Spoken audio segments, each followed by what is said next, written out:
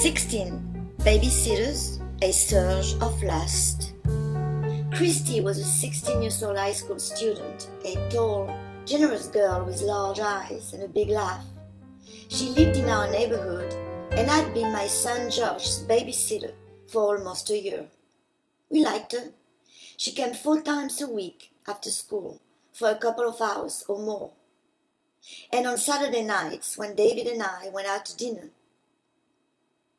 she knew she could not be there on Tuesdays afternoon between 3:30 and 6, while I saw my therapist on the other side of town and went grocery shopping afterwards. She never failed me.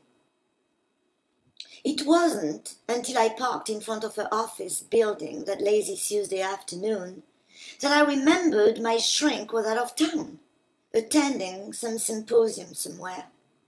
Oh well, I thought, I'll go shopping and then I'll take Josh to the little farm. I went to the butcher, to the produce market and to the baker, and then I drove back home. I parked on the street, grabbed the 3 grocery bags, opened the front gate, crossed the front yard, dropped the grocery bags onto the ground, pushed the front door wide open, picked the grocery bags up again and walked in. Our front door opened directly into the living room with, on the right, a sofa. On the left, a floor-to-ceiling library shelves with a doorway leading to the bedrooms. It was a beautiful rental, as small and cozy as a nest, and we loved it. I walked in calling, "Hello, I'm home." Josh was sitting on the floor, his entire being focused on the TV, which stood on a small pedestal next to the bookshelves. Out of the corner of my eyes, I caught sight of a pair of jeans and a pink and orange t-shirt thrown over the back of the sofa. I crossed the living room, smiling to myself and thinking, there goes Christy again, trying on my clothes in the bedroom. I dropped the shopping bags onto the kitchen counter and turned around, still calling, "Hello? Hello?" As 2 things occurred to me at once. The TV was way too loud, and Christy hadn't reacted to my arrival. "Christy?" I called out, moving now to turn the TV down. Josh let out a joyful "Maman" as I noticed a second t-shirt lying on the sofa, white with a skeleton and a skateboard drawn on it. A large t-shirt.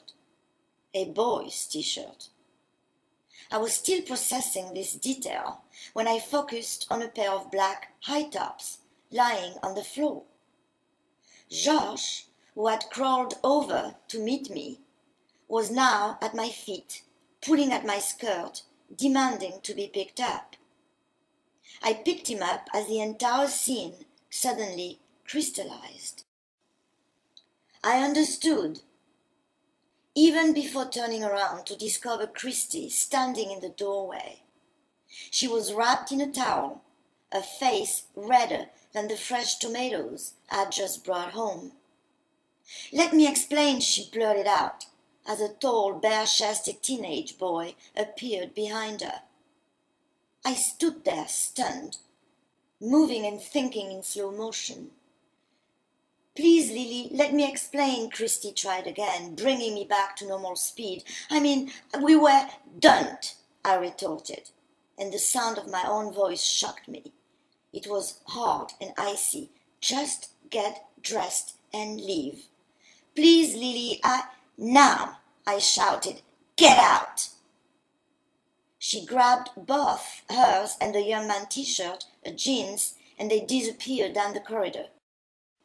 Many years later, and long after we moved to Auckland, as I walked into our local deli one day, I heard a woman cry, "Lily!" as if she had seen a ghost. There, behind the counter, stood Christy in a white jacket, beaming. She rushed around the counter to crush me against her chest before pulling away and staring at me with teary eyes. "Oh, Lily," she moaned, "I never forgot that awful day. Never. I felt so bad for so long. So long, Lily, and I missed you, and I missed Josh. I smiled as she went on about her life, about having gone to cooking school to become a chef, because of you, Lily, and the food I tasted at your house. She was as voluble as ever, and I thought of how innocent a time it had actually been, however much a righteous new mother I was, and however strong the surge of her youthful lust. Josh had been happy and safe. Safe until Tara, our next babysitter, came along to teach us all that there were indeed worse things than a surge of lust.